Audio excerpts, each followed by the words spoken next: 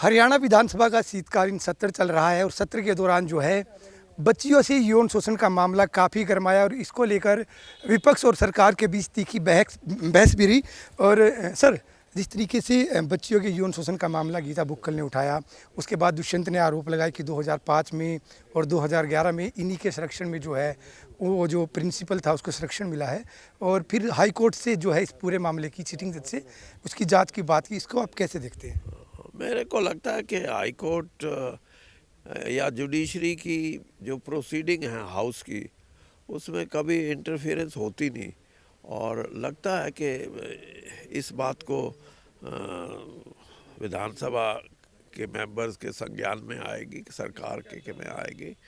और जो भी एलिगेशन हैं वो हाउस के अंदर ही हों, या हाउस की कोई कमेटी भी बन सकती है। लेकिन जुडिशरी सिटिंग जज, ये जो प्रजातंत्र में जो हमारा बंटवारा है हमारे फंक्शंस का और हमारी ताकत का, अथॉरिटी का, उससे अलग है। मुझे नहीं लगता कि इस बारे में कोई अलग अलग विचार होंगे।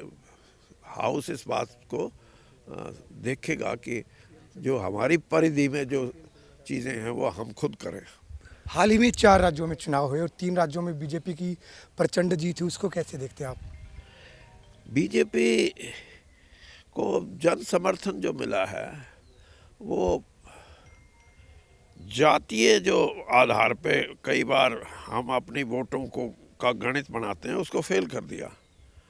और जिन लोगों को भारतीय जनता पार्टी के राज्य में जो सुविधाएं मिली हैं, चाहे वो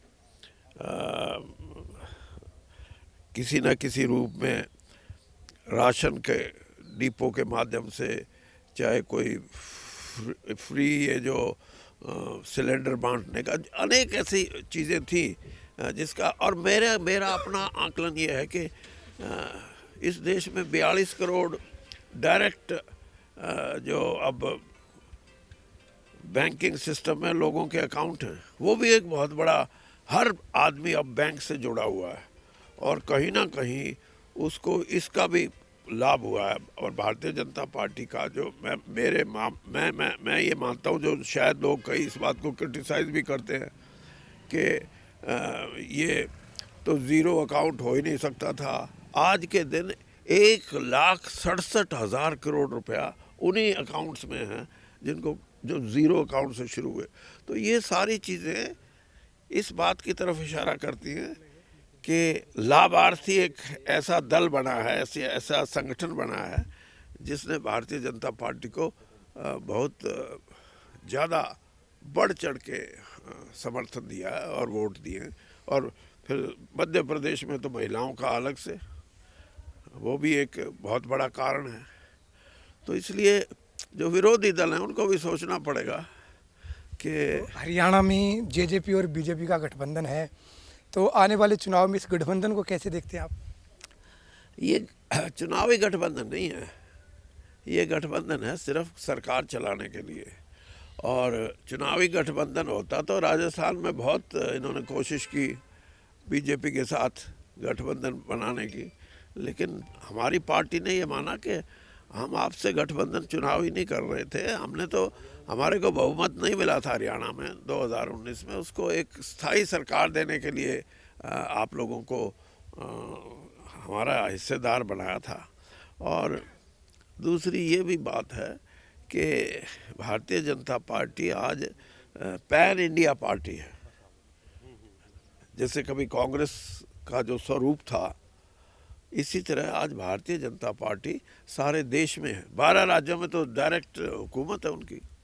तो एक चर्चा ये भी कि लोकसभा और विधानसभा चुनाव हरियाणा में एक साथ हो सकते हैं, इसको लेकर आप कैसे देखते हैं?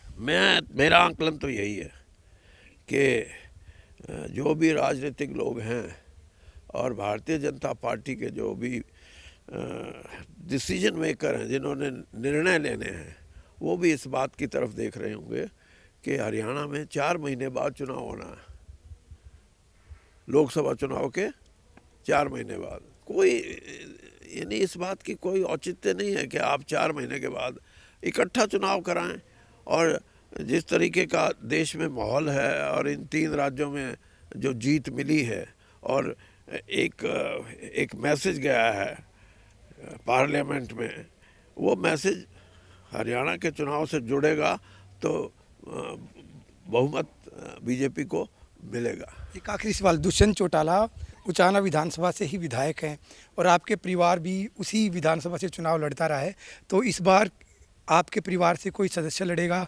और अगर दुष्यंत चौटाला उचाना से लड़ते हैं तो? दुष्यंत चौटाला तो लड़ेंगे नहीं, आप पूछ लेना उनसे। और वो कह रहे थे वीरेंद्र सिंह लिख के दे, मैं लिख के दे दूंगा, आप भी उनसे भी लिखवा लेना। वो नहीं, चुनाव लड़ेगा नहीं वो। जिन लोगों को आदत पड़ गई जीतने की और झूठ बोल के जीतने की, वो दूसरी कहीं देख लेंगे अपनी चरागाह। धन्यवाद।